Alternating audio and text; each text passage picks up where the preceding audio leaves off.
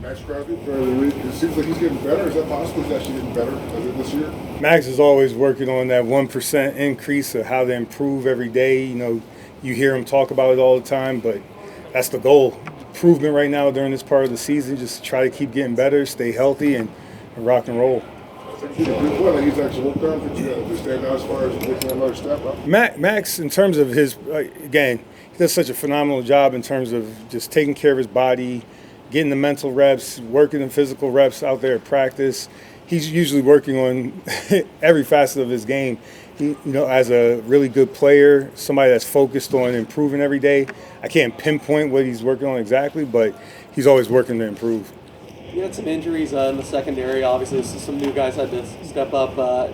How nice was that to see them fill that role, and just what stood out about some of the guys getting more action than having? Football, injuries are part of the game, and always proud of the guys each week that step into their roles. Just like as we get ready for New England right now, guys are going to have to get ready. Whatever the role is based on the game plan, guys got to get ready for that. And, as a coach, you're always excited to see them seize those opportunities. So in terms of just excitement, always excited about that. It's just, we're teachers, so it's just the same. It's the same thing. Coach, Myra Gomez, nice to meet you. Nice to meet you. Congratulations on that last play. Can you walk us through what you felt like on the way that defense closes out the game for that win, and how you carry on that energy to train and prepare for the next game? Always excited for the players to have success. Again, I spoke about it. Feel like we're teachers, just happen to teach football. So anytime you see guys have some success on the football field, whether it's in practice, in the meeting room when a guy gets the concept, we're going through New England right now and just making sure they understand who we're about to play. So there's always some excitement in terms of being proud of them, reaping the benefit of all the hard work they put in. So again, we got a tough matchup this week against New England, and we started the process already in the meeting room, and I'm just always excited. I find the pleasure in that, them getting the topic we're talking about and seeing them execute. With a lot of young cornerbacks, I know we probably asked you this in training camp, and now that we're in the season, what kind of positive influences Marcus Peters had in working with those guys? A lot of experience in the league, very good communicator, and I'm sure the younger players pick his brain about what he's seen in the past, what's he seeing in terms of their technique.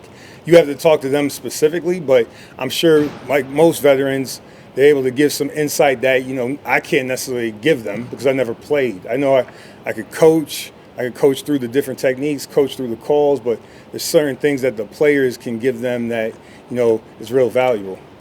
Is it easier or harder to prepare for an offense that's struggling? Like, obviously, the Patriots having trouble. Does it make it easier for you or harder this week? I know this from experience. Bill will have them ready to go. Bill Belichick, Coach O'Brien, they'll have them ready to go. They got really good players that we have to prepare for. Starting with the offensive line, they do a good job when playing together, doing a good job of moving people off the line of scrimmage.